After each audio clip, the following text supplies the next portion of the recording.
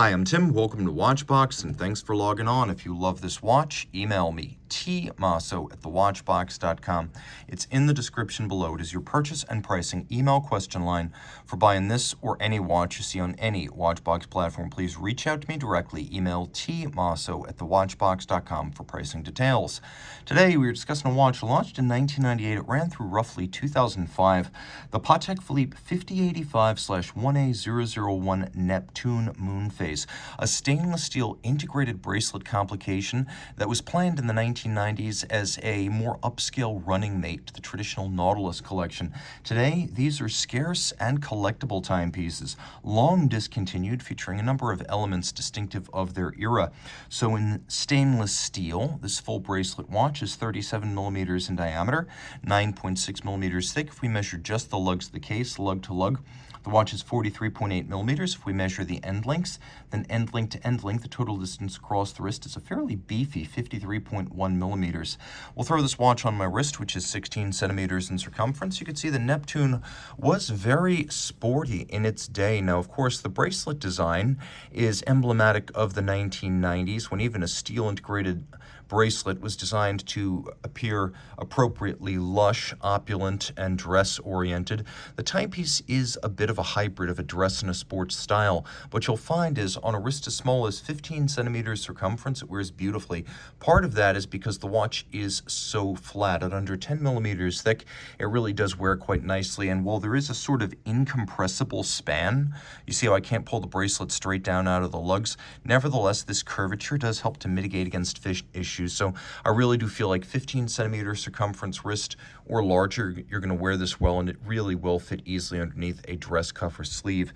Now, normally when we talk about integrated bracelet steel Patek Philippe timepieces, we're talking about modern day hype watches, but this is very much in the spirit of the late 1990s. We have these wonderful rounded polygonal bracelet links, all of high polish with the exception of the outer face, the inverse of what you normally see on a sports watch bracelet, where the outer face will be polished as an accent and the top will be satinated.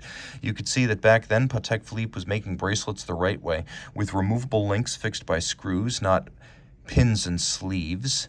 You'll also appreciate that there are plenty of gaps between the links to avoid pinching skin, pulling hair, or trapping wrist heat. There's a beautiful integration into the lug profile, and you can see that there is also a nice taper down from link to link. We have a double deployant clasp here, and it features a clamshell lock with the Calatrava cross visible externally. The watch is in stainless steel, and that goes for the clasp as well. The case features a satin finished profile. The lug hoods are polished. The bezel is flat, very shallow domed profile and high polish. We have crown guard structures. We have a screw down crown and a screwed in case back. Though the watch is rated only 30 meters water resistance, it's probably a somewhat underrated 30 meters water resistance. We have the Calatrava cross on the crown. We have a pusher corrector for the Moonphase sitting on the flank of the watch. Now, the timepiece includes a original factory tritium dial. So while it's not tritium signed, that wasn't really how Patek did things. You could see that within just a few moments of turning off the light, the dial begins to fade in a dramatic fashion. And within about 1 minute of deactivating the light, it has lost almost all of its luminescence. So this is a true late 1990s Patek Philippe factory tritium dial with hands to match. The patina across each is even. So what you see here is not photina, it's the real deal. The timepiece includes a black dial with radially arrayed Arabic numerals, military style, or at least for half the dial we have that. The hands are white varnished. We have small seconds. We have a Moonphase coaxial with a pointer date. And I should mention we have the quick adjust for the Moonphase and the pointer date on the flanks of the cases. Then we have a power reserve indicator for the 48-hour power reserve. And the watch is an automatic winder. It uses the caliber 240. Let's do our best to get some more light in here. So you can see this caliber 240. You will see a screwed in case back.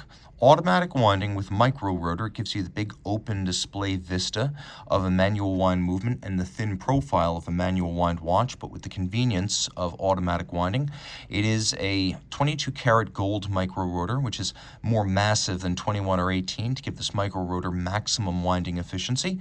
Again, 48-hour power reserve, 6 beats per second. It has a free-sprung Gyromax style Patek Philippe balance, adjusted in 5 positions, pivoting on 29 jewels. And it is a beautifully hand-finished movement inside a watch that is rarely seen. The Neptunes are increasingly collectible, as far fewer of these have been built than the Nautilus and Aquanaut collections. And being full bracelet, integrated bracelet, and stainless steel, it's a rarity among Patek Philippe watches, as the company typically devotes only a maximum of 20% of its annual volume to stainless steel watches, of which the majority is the Ladies 24. This is a great opportunity to get on board with something that is uncommon, already collectible, and becoming more so. Reach out to Team Mosso at thewatchbox.com for purchase and pricing details.